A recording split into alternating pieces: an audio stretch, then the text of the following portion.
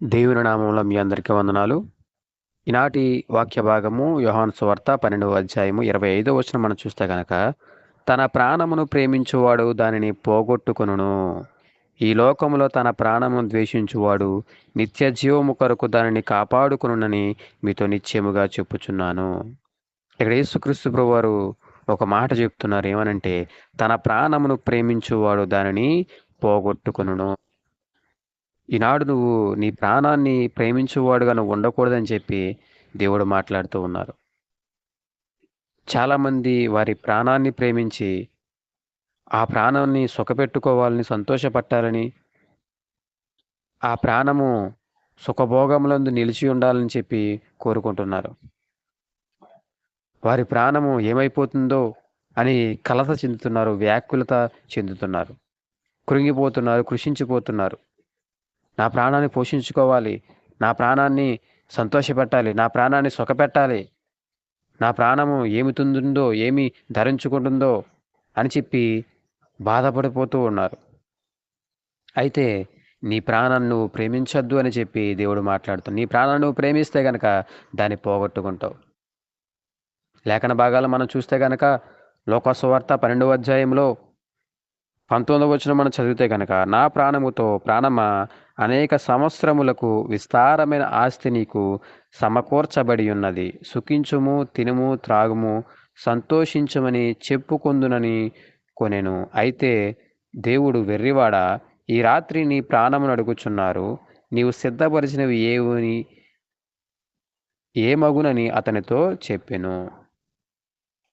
ఇక్కడ ఒక వ్యక్తిగా మనకు కనబడుతున్నాడు. ఆ వ్యక్తి అంట ఎంతో ఆస్తిని సంపాదిస్తూ తన ప్రాణంతో అతను మాట్లాడుకుంటున్నాడంట. ప్రాణమా, సుఖించుము, తినుము, త్రాగుము, సంతోషించుము. నీ కొరకు నేను ఎంతో ఆస్తిని, తరగని ఆస్తిని, తరతరాలకు సరిపడా ఆస్తిని సంపాదించాను. ఇక నా ప్రాణము సంతోషిస్తుంది, ఆనందిస్తుంది.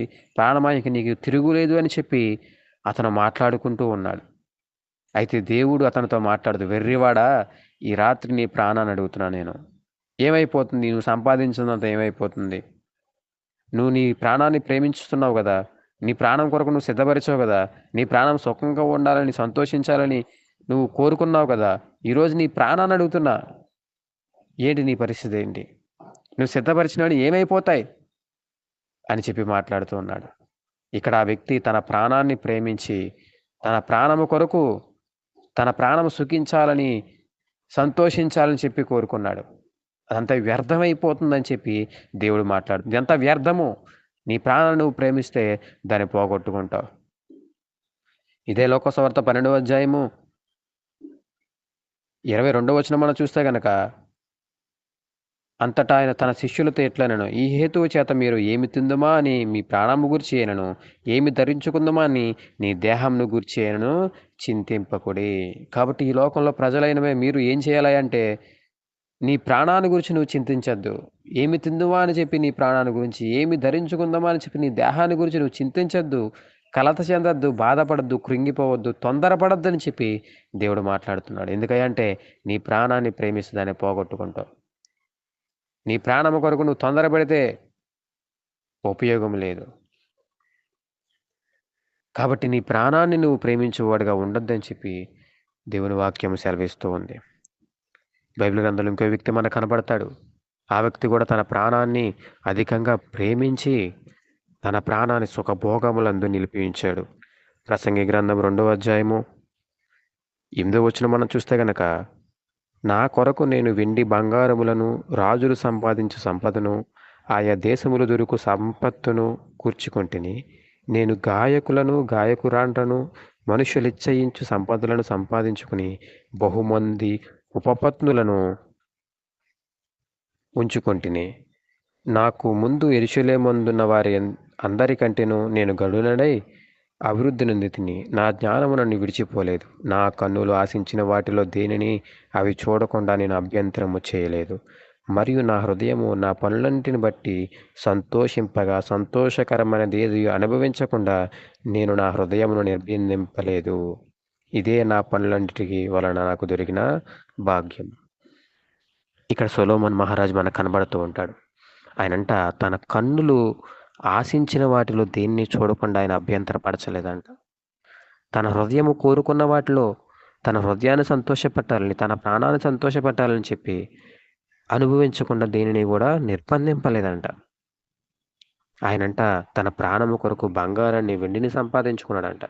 సంపదను కూర్చుకున్నాడంట. సంపత్తును కూర్చుకున్నాడంట.